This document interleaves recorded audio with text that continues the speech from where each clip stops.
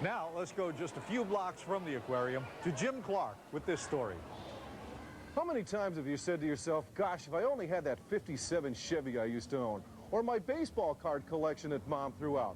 If you're a woman, how about Barbie and Ken dolls? Well, there's a new craze going around now, and that's collecting old lunchboxes. Come on inside Record Ron's here on Decatur Street and see what I mean. When we hear the words Record Ron's, we naturally think of records. Lots and lots of records. A passion Ron's had for as long as he can remember.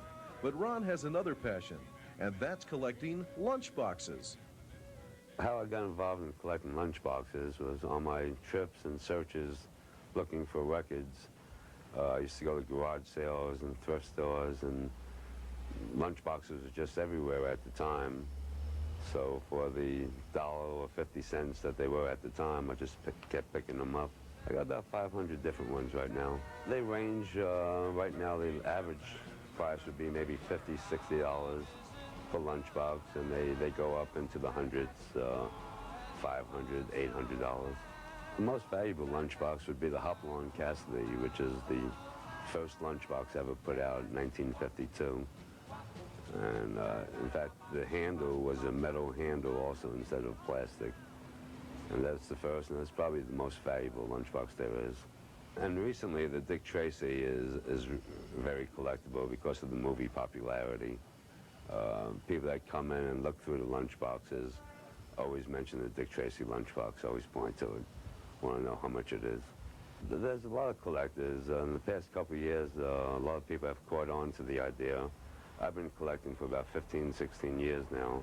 You can still find them occasionally at flea markets and at garage sales. The prices have risen a little bit, but they're still available. Most of the 60s, the 50s and the 60s, the TV shows, the westerns are real good. The Disney characters are collectible right now.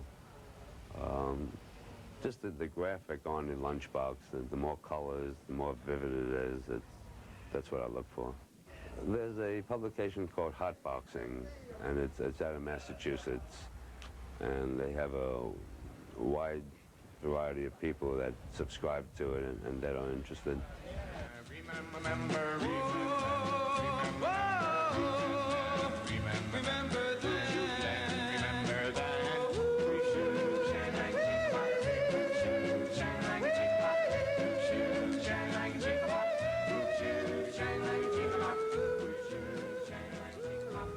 Remember what happened to my old lunchbox. Heck, I can't even remember what character was on it.